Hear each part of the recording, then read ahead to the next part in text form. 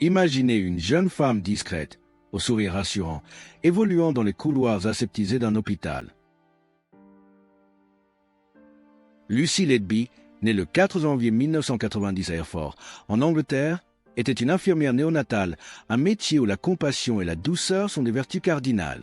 Diplômée de l'Université de Chester en 2011, elle rejoint l'unité néonatale de l'hôpital County of Chester, un lieu où des bébés fragiles, souvent prématurés, luttent pour leur premier souffle. Mais sous cette façade de bienveillance dissimulait une ombre glaçante, une présence qui allait transformer cet espace de vie en un théâtre de mort.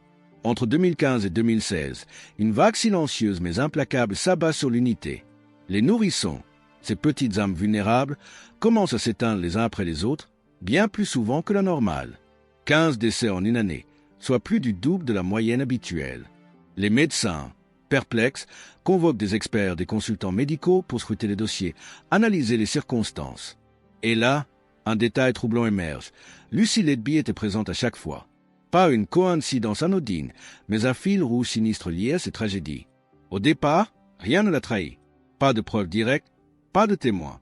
Les soupçons grandissent, mais l'hôpital, dans l'incapacité d'agir, décide en juillet 2016 de limiter l'accueil des prématurés les plus fragiles. Lucy, mise à l'écart, clame son innocence. Elle dépose même une plainte formelle contre ceux qui osent douter d'elle. 2 évaluations la blanchissent. Les consultants s'excusent et elle obtient le droit de reprendre son poste. Pourtant, elle ne revient jamais. Pourquoi? Peut-être parce que la vérité, tapie dans l'ombre, commençait à gronder. En mars 2017, la police entre en scène.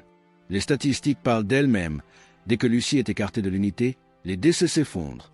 Plus de 2500 bébés pris en charge depuis et un seul décès.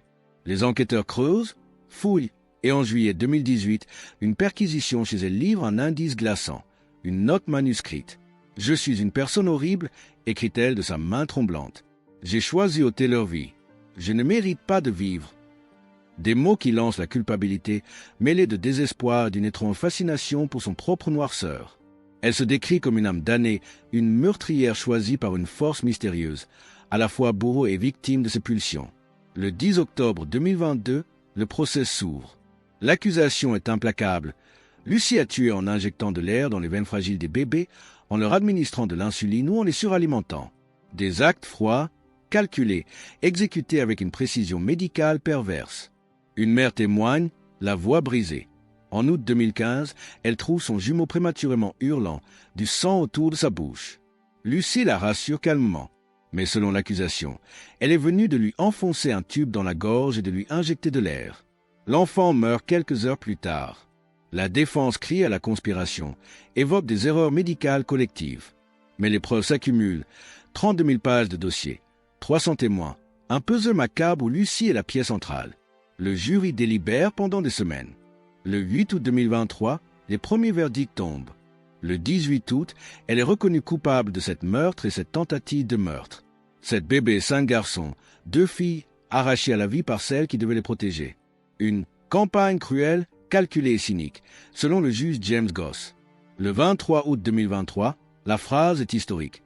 Réclusion à perpétuité sans libération possible, une peine rarissime en Angleterre. Lucy refuse d'assister au verdict, laissant les familles des victimes face à un vide insupportable. « Vous êtes diabolique », lance une mère en pleurs. Mais pourquoi? Aucun mobile clair.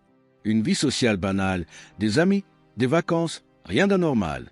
Certains évoquent le syndrome de Munchausen par procuration, un soif d'attention poussé à l'extrême, un besoin de provoquer la souffrance pour se sentir vivante.